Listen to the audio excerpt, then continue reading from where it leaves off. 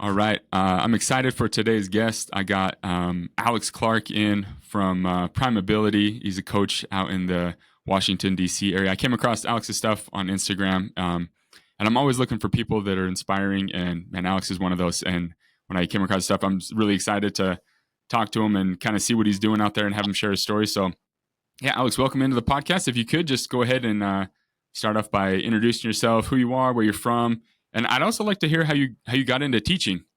Oh yeah. So first of all, thanks Zach for having me. Yeah, this is an interesting time of the year, especially transitioning into the new year. So there's a lot going on. So just happy that we were able to connect and be able to do this.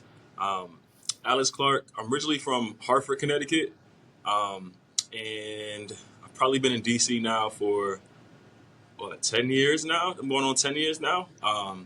So went to Central Connecticut State University in New Britain, Connecticut, um, and graduated with a degree in physical education and kinesiology. So working on my master's degree and then hopefully working towards a doctorate coming sometime soon.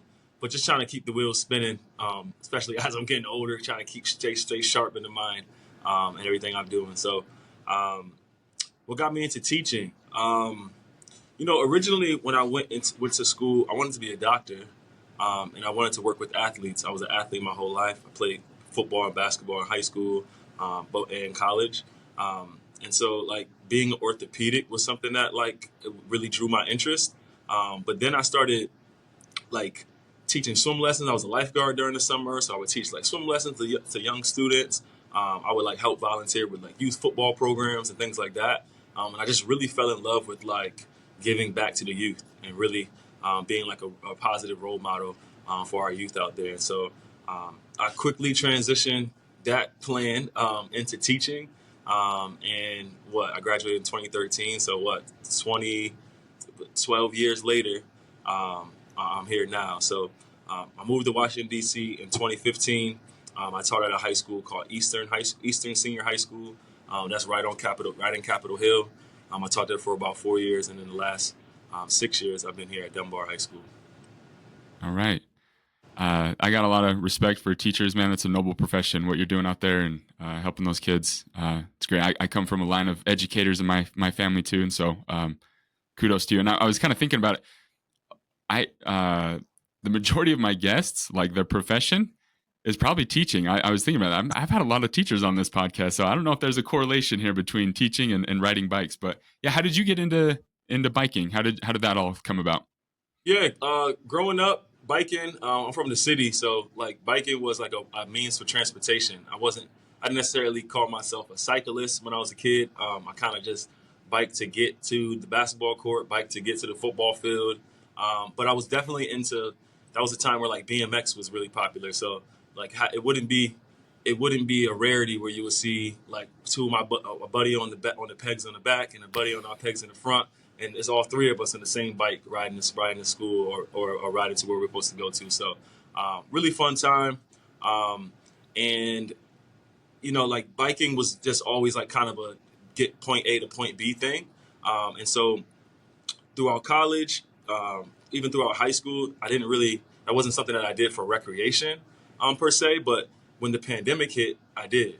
And so like I'm a group fitness trainer also as well. And so, I'm very used to like being in the gym, working out, being to a set schedule. And so, we all experienced what the pandemic did for us and, kind of like how that changed lifestyles and perspectives, for a lot of people. And for me, I picked up a bike, and it was actually a bike that was given to me by my uncle before I moved out there. He was like, you're gonna be in the city, man. You don't want to have to pay for Ubers and stuff like that all the time. Like, make sure you get a bike. Get a bike. He was somebody that would ride the bike. He ride a bike all the time. Like that was his main source of transportation. And so I didn't really think of it, but I definitely rode the bike when I first moved to DC to go check out the monuments and things like that, and kind of take the city in.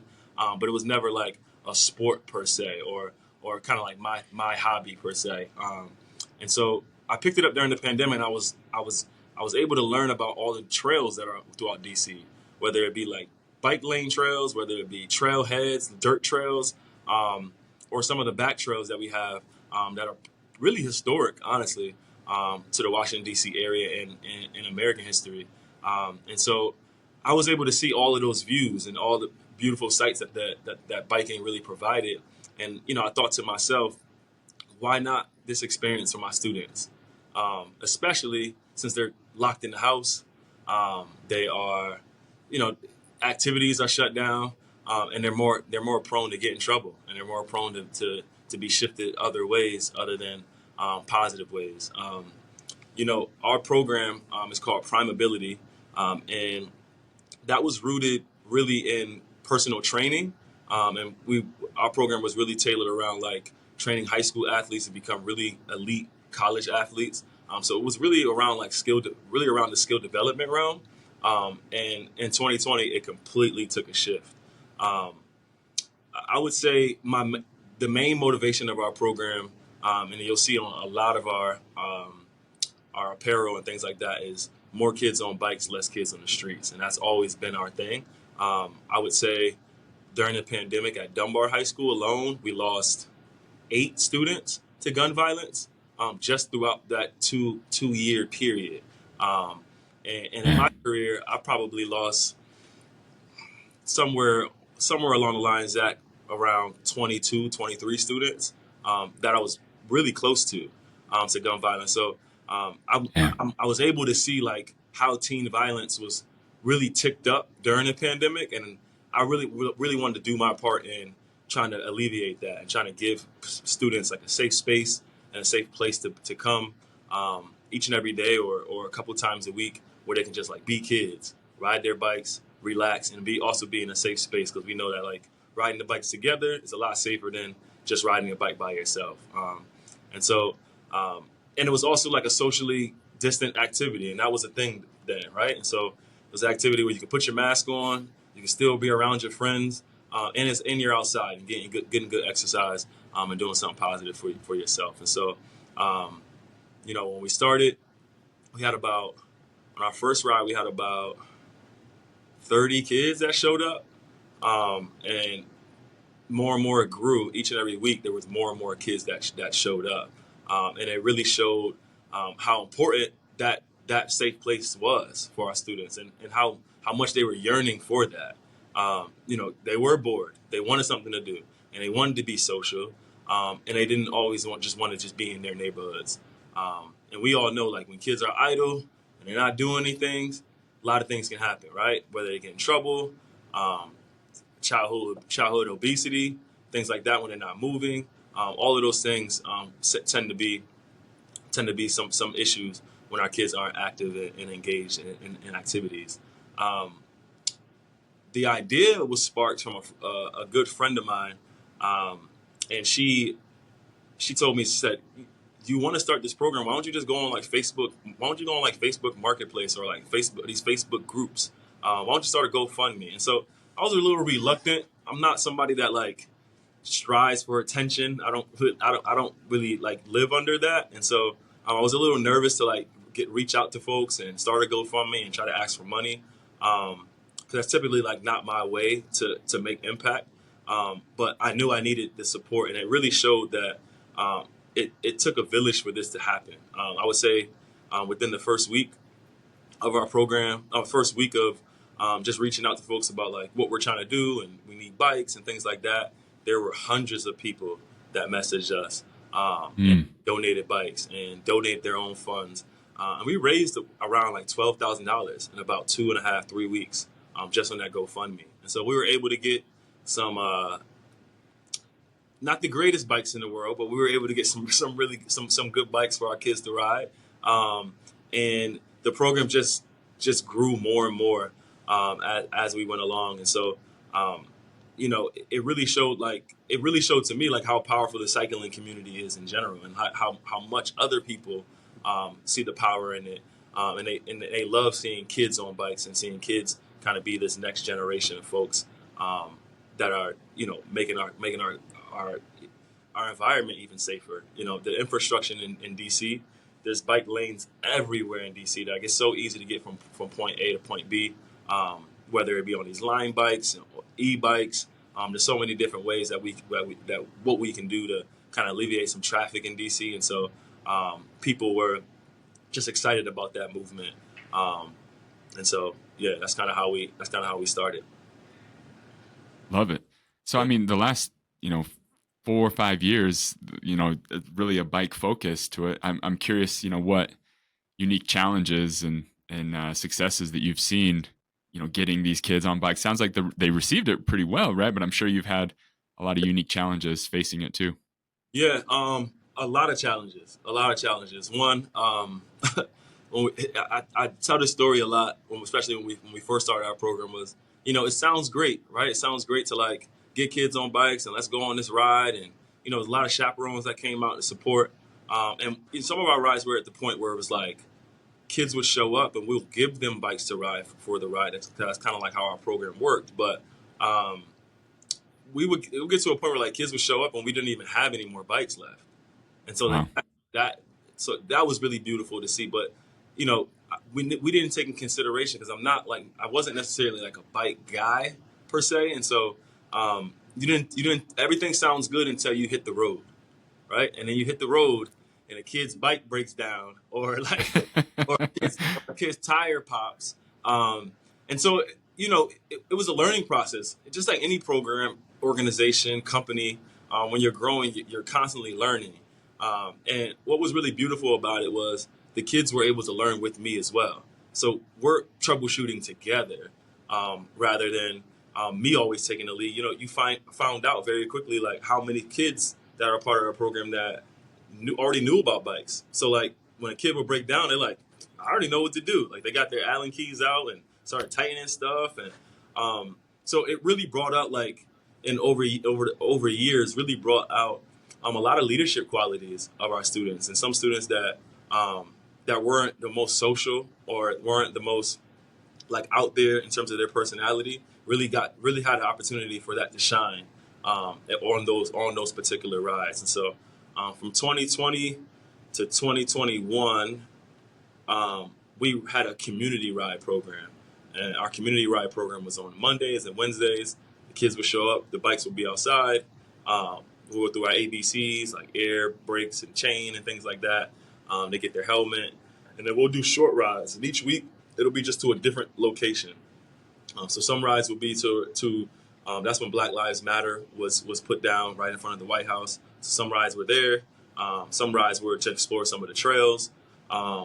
Some rides were to historical landmarks throughout DC, and so we were happy that it was not only a ride, but the students, it being virtual learning, they weren't able to be connected physically with their teachers, and so for us to be able to provide a bike ride, but then also be educational as well, I thought that that was a really good takeaway, especially in the origins of our program. I would say another challenge was kind of breaking that mindset, breaking that mold of who plays what, who does what sport, right? You know, our second year we started a NICA mountain biking team, and we're going into our fifth year now in that league. And shout out to the directors, Fred and John, for leading that over the last 4 years. But they reached out, they saw how many kids we had just coming out for riding. Like, why don't we take it to the next level and see like who would be interested in racing? And that was an interesting time because representation is super powerful, and we know that. But representation was really powerful in that movement because there were a lot of kids that were reluctant because like in our Black and brown communities, a lot of the sports that are the regular sports are your football, your basketball, your track, your baseball, even your soccer, right? And so cycling was something that like you don't necessarily see a lot of Black and brown students participating, especially from the city.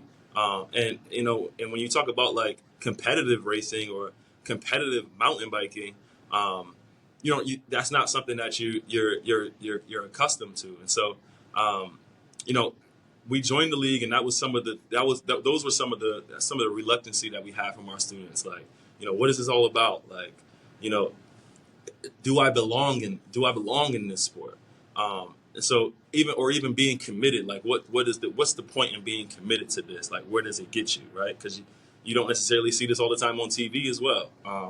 And so um, kind of breaking that mold, it didn't take wow, it didn't take that long because once students got out there and they saw like what it brought to them, that competitive piece, that community piece, and just the league that we were in is just was just amazing in receiving our group and of course receiving all of the kids that joined that league. And so um, our program started off with just 8 cyclists the first year, and we just finished up our 4th season. We have 28 kids on our team. Heck yeah. So like, just over time, it's like one kid sees like the older kids doing the cycling. They're like, "How do you like it?" And then they end up joining. And so I tell the kids that just graduated, because the kids that just graduated, they did it for 4 years. And so the ones that graduated in 2024, and I tell them all the time, man, like they don't know what they did now, but they were really pioneers for the sport. Like they were pioneers for the sport, especially in this area. I mean, there's not a ton of youth that are doing in this area. The DMV, yeah, Virginia, some places in Maryland, but DC in general, there's not a lot of kids that look like them that are doing this. And so they really paved the way for so many students that are joining now, and so many other programs that have now sprouted up because of that. And so that was tough, like getting them to invest, getting them to be like, okay, I'm gonna wear these skin tight tights and in uniform to put that on. So all of those things take time, but it was just beautiful to see. And then this season we even had some kids that got an opportunity to be even close to the podium. Like we had kids that were finished like in the mid to the late in terms of rankings and things like that. But like we had kids that qualified the last 2 years for NICA regionals and things like that, and all those different honors. And yeah, man, it's just been beautiful. I love it. I think it's NICA's it's huge out here. I'm in Utah, and Okay. it has grown exponentially. And they're doing such amazing things. So when I was looking at your content and seeing your guys' connection with NICA and getting your kids involved with the league out there, man, so powerful, so cool. So I'm curious, like as the kids have gotten into cycling, and I've even seen stuff that you're kind of teaching them, like mechanic skills, that are learning all that different stuff, right? Like what if some of the benefits that you've seen in them? Like have they shared anything about like helping their mental health or their overall wellness or their just like sense of community? What's been their feedback as they've gone into all this stuff? Yeah, I think my mission as a teacher is always exploration, and it's always getting kids to like be in either unfamiliar positions, or even uncomfortable situations sometimes. For them to really unlock like what that true potential they actually have within them. And so, you know, we Trek. I know. Well, the manager at Trek now, his name is Keith Jackson, and he ran a program called Gearing Up Bikes, and I learned a ton from him. And it was a nonprofit in DC, the first one, honestly, that was working to teach kids how to become bike mechanics. So it would be like, if your bike broke down, you would bring your bike there, and it will be of low cost because you're giving back to young students. But it will be kids that will be fixing your bikes, and those would be your mechanics. And so there was a whole shop of kids that were in there, and that shut down fairly early. I think it was 2020, end of 2021, 2022. And Trek started a program called the All In program. It was just ironic that it happened at the same time.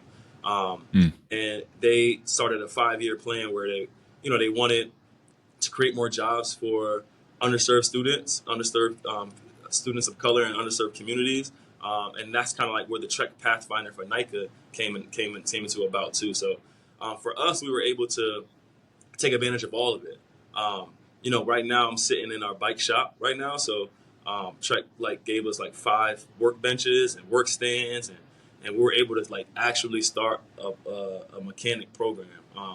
And now it's to the point where this is our 3rd year. Now it's to the point where it's a accredited course. And so now it's within our CTE program, which is Career and Technical Education. It's within our engineering program. Students are getting hands-on experience and working towards like getting some like college credits and things along the lines of that. But they're getting hands-on experience because their internship every Wednesday is they go to Trek, where Keith is now the manager, and they help them build bikes. So one of the biggest things part of this, the in-class program is kids learning how to build Marlin 6s and Marlin 7s and Excaliburs from the box all the way up until, the full frame. And so they're able to go there Wednesday and they help them. They be building. They're building 15, 16 bikes on a Wednesday by themselves. And so Wow. and so that's an internship, but we have 3 kids that are hired with Trek, and that actually work for Trek now. And when I say unlocking that potential, those kids would have never known that. And just a skill that where you put a tool in their hands and they can just kind of like figure it out and be creative. They would have never known that if programs like this or Gearing Up or this All-In initiative didn't happen. So I say it all the time, like with anything that we do, it takes a community of people and it takes a village of people to be able to make all of these things happen. And so it's not just going to take Coach Clark to start a program for it to be impactful for a student's life. It takes every single element in that program, every single person in that program to kind of wrap their arms around those students and make it happen. And so that's the beauty that I love about it, because we constantly have more and more adult volunteers that reach out and want to become involved. And even if they only can volunteer one day a month, that's just beautiful that they want to come out. And in a city where there's so many cyclists and so many bikers, why not just come ride with the kids for one of your rides rather than just riding by yourself, right? Yeah, and like you were saying, that representation matters. Seeing other people, seeing adults do those things, and I commend you, Alex. Like what you're doing. I mean, it's showing what is possible, right? It's showing these kids, hey, man, Coach Clark's doing these things, and it's showing, giving other people ideas. So you're doing some things, man. This is awesome. I love it. And so, I mean, I came across your stuff just recently through Coach Balto, the bike bus, the infamous bike bus, right? Yeah. We started a bike bus out here with my kids' school. I love it. It's so much fun. And I've always been like, man, we got to get a high school bike bus going. It's so big with elementary schools, but man, it'd be so cool for a high school to do that. And yeah, talk to me about how you guys linked up and how you made that happen for your high school. Yeah, so me and Sam, Coach Balto, we've been in contact for years. We've always talked for years, and he's always supported and just like done as much as he can to kind of just like give me realms of encouragement from afar. He's originally from Maryland too, so he's familiar with the area as well. But he would support our program a ton, whether it just be like kind words, whether it be like donating, him and his family like donating to our program. Like they've always like supported what we've done. This past year, I was honored to be National PE Teacher of the Year, and so we were at a conference in Cleveland, and I went to a session. And it's interesting. I've always seen his videos, but I didn't know really what a bike bus was. I still didn't know what it was, and I didn't know like what the purpose of it. Right? I didn't necessarily see the purpose of it. I was just like, it's just kids riding bikes to school. And he gave an incredible presentation at that conference, just about like, how much is decreased traffic in front of his school, just all those great things of how biking and cycling has like affected his school community. And for years we've always thought about like what would that look like in DC. And so luckily he had like a special event up at the White House, so he because he's Mr. Famous now, right? Big time. Yeah, big time, right? And so he had an event, so he came out here, and so the last like 3 or 4 weeks we have been planning to see like what that could look like. And I know that a typical bike bus is like bus stop to bus stop to stop to stop, and kids kind of join the bike bus.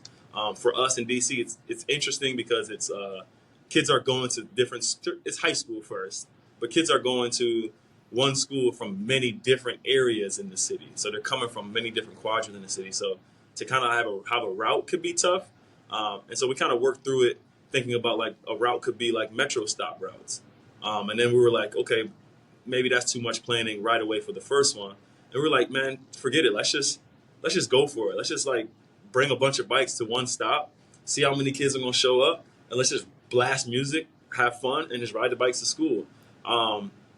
And it was interesting, man. Like when we first did it, well, when I first said it to the kids, I had to show them what Coach Balter was doing.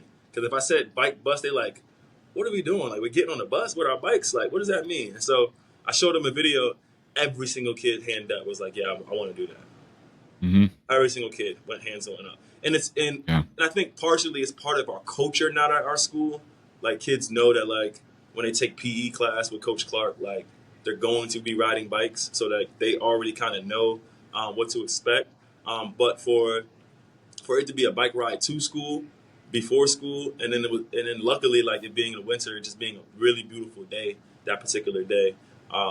You know, I don't can't even remember how many kids. That was 35 to 40 kids showed up for that ride, and so we had such a great turnout. It didn't help. It didn't hurt that Chick-fil-A gave us some good food when we were done. So all that stuff worked out, and it was really incentive based. And so we really hope to use that as a different purpose. And I think that's a conversation that me and Sam had at the end in terms of the bike bus. Like, one of his purposes behind it was like the traffic in front of the school and like, people rushing and it's just being not safe sometimes. For us, it's like, wow, some kids that raised their hand that day in class or that day in our program have a really hard time coming to school on time. But when you told them, hey, I'm going to give you a bike and then you're going to ride your bike to school this morning, but you have to be there at 8 o'clock, kids showed up. And I thought that was really interesting because it's like there are a multitude of kids and a big group of kids that that want and need something to do before school. And sometimes I think we forget about like the before school situation. Mm-hmm. So, we look forward to doing this every single month, looking forward to like seeing like how many more kids get involved and looking to see like how our attendance numbers kind of change, especially targeting, especially kids that might not show up to school always on time or might have a hard time getting to school. We're just able to target that. And if like transportation is an issue, maybe giving them a bike to come to school will be a thing. Because as many kids as we had show up that day, the data in our survey was how many of you have a bike at school, and it was like less than 5. I mean, sorry, how many have a bike at home? Less than 5% of students have a bike at home. So, like when you're relying on Uber, which can get you late, have you late for things. When you rely on the metro, which gets delayed a ton, your bike won't. Like you have your own protected lane, and you're gonna get there. You're gonna get there. And so I hope that that can start a movement, and I'm just happy like with all the things that he's doing in terms of that, and us kind of paving the way for how it looks like with the high school program. Yeah, and Sam's definitely been an inspiration to me for sure. I've had him on and talked to him about his stuff, but yeah, I mean, one of the best things a kid can do is moving their body before they go and learn, right? Just opens up their brain, opens up the ability to learn and to just absorb information. You teach PE, right? Like Right. when kids are able to move their body, get that energy out, and then be able to learn, and what an awesome opportunity, and especially for high schoolers, because man, I love it. So yeah, when I saw that, I was super excited to see you guys link up like that. It was great. Right. Yeah, and so with we've talked about all these benefits that you've seen for your program and everything. And, I was looking through your Instagram. You've done some pretty big rides and some different things as you've gotten into it a little bit more, recreationally as well. I love recreation riding. I also love practical riding. I'm a commuter. I commute every day to the office. It's one of the ways it just clears my mind and helps me kind of process things. But I'm curious for you, like as you've gotten more into riding, whether it be with your students or just personally or with groups, like what has been the benefits for you, for your mental health, for your overall wellness, for, your just ability to connect. So I a chance to speak on that. Yeah, yeah, that's a really good question, but a really easy question to answer. For me, um, like I said, it's been uh, chapters of my enjoyment. Honestly, my first enjoyment, like I said before, before we even started the program, like the idea was like kids being on these trails and seeing like that there's so much beauty in their city, rather than some of the stuff that they see sometimes in their own communities or sometimes in their neighborhoods. And that was what was nice for me, like riding on trails, riding near water, just just kind of like being out there, out in nature, um, to kind of like relax my mind and kind of just sit back. Um, Now I love mountain biking. Mountain biking is like my thing, and I wasn't Zach, I wasn't even close to a mountain biker before. And when my kids started mountain biking, my kids started mountain biking, I started mountain biking. We started mountain biking at the same time, and I absolutely love it. I absolutely love it. We take our kids. This upcoming May, it's gonna be our fourth time taking our kids out to West Virginia. We do a trip every year with the organization called Experience Learning. It's a 4-day trip. It's like a hiking, biking situation, and kids are learning about. Last time the kids kind of learned about the watershed in West Virginia, so it was a way for us to like be able to connect cycling, connect bikes, and then also the nature piece. And so I think for me, it's like anything outdoors on trails is what biking has done for me, because I feel like when I'm in nature now, that's my safe space, and that's kind of like my safe haven. So when I'm having a bad day or having a long day, it's my mindset is not necessarily let me go get on my road bike and let's get a bunch of miles in. My mindset is let's get on the trails. Let's go to Fort DuPont Trail. Let's hit some jumps, or let's just hit the trails and kind of shred it a little bit to have some fun. And so, and even now when I go to the trails, the kids get so jealous if I post anything that I was by myself. So now I can't even have that as my free time, because so many kids want to join the trail rides now. So it's just been beautiful. It's just been beautiful, and I think the thing that I enjoy the most is like seeing a student go from having an attitude about being in nature to really loving nature. And when I Mm. say that, I mean like our summer practices can sometimes get really tough in terms of mountain biking, and so we're out on the trails about 3 hours. We're in the woods for about 3 hours, and you got kids that are like mosquitoes. That's when we first started, like mosquitoes, and it's like want to get out of there because they're like they're so like unused to like what that feels like. And you got kids now that just always asking like, when are we going back? When are we going to do that again? And so, it's just been beautiful to see it just from like my own maturity level and my own maturation process when it came to like the different types of cycling, but also theirs. As long as you're pedaling, Alex, whether it's Yeah, mountain or road or, wherever. that's it. That's it. That's I love it, man. I always like to ask people, what the future has for them, what hopes, what goals they looking forward to with, like I said, either with your program or personally. So, yeah, what would you say to that, Alex? For the program, continue growing the program. We are not just now at Dunbar. I think sometimes people get our program misconstrued. Sometimes misconstrued. They say that they think that like the program is just at Dunbar. We got kids that are on our team all throughout the city. Mm. Go to multiple high schools throughout the city, and so we have a program now at McKinley Tech High School that we have a champion for. We also have a program which is going to be our middle school program. It's going to be our Hart Middle School. So just continue to like work with schools and work with them to get more kids on bikes, especially from the younger level. Because especially from the competitive piece with the NICA stuff, it's like a lot of our kids like start when they're sophomores, and although that's enough time to develop that, I want them. You catch them younger, they can develop more of a love for the sport, and so that's what we're looking to do. We're looking to grow our road cycling team as well. Like this year, this upcoming spring, we want to get more kids into like crit races and things along the lines of that. So not just the competitive piece, just being NICA and solely focusing on that. but getting our kids in different realms when it comes to competitive cycling. So, in terms of myself, we want to have just more people leading the program. Definitely would like to get to a point where it's not just me, but it's also like other people that are in charge of leading groups. And so that's kind of like our idea behind the middle school program and the other high school program is that you get more people on board and more people kind of preaching this ministry to kids about like what can cycling do for them. Very similar to how the basketball structure is. Very similar to how the football structure is. Just getting that word out to kids so that we can get them as they're younger and get them to love it a little bit more.